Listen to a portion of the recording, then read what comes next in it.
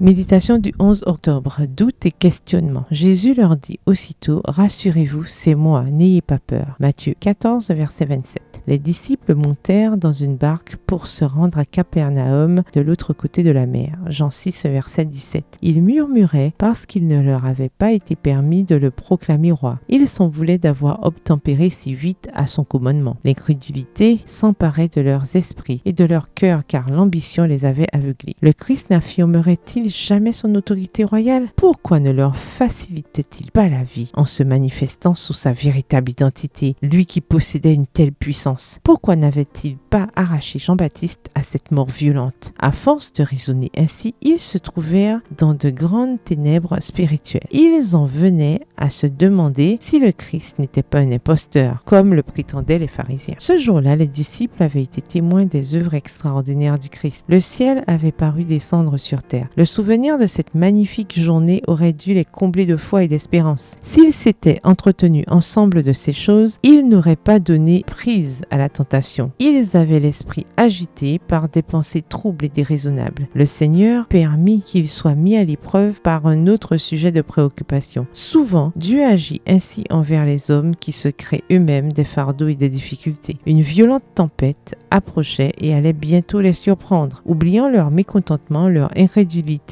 leur impatience, tous se démenaient afin d'empêcher la barque de sombrer. Ils s'épuisèrent à ramer jusqu'à la 4e veille de la nuit. Finalement, à bout de force, ils se crurent perdus. Dans la tempête et les ténèbres, la mer démontée leur avait montré leur impuissance et ils soupiraient après la présence du Maître. Jésus ne les avait pas oubliés. Au moment où ils se croyaient perdus, un rayon de lumière leur fit entrevoir une figure mystérieuse s'approchant sur les eaux. La voix de leur Maître bien-aimé apaisa leur frayeur. Rassurez-vous, c'est moi, n'ayez pas peur. Extrait du livre Jésus-Christ au chapitre 40, aux pages 333 à 335. Bonne soirée, que l'Éternel vous bénisse.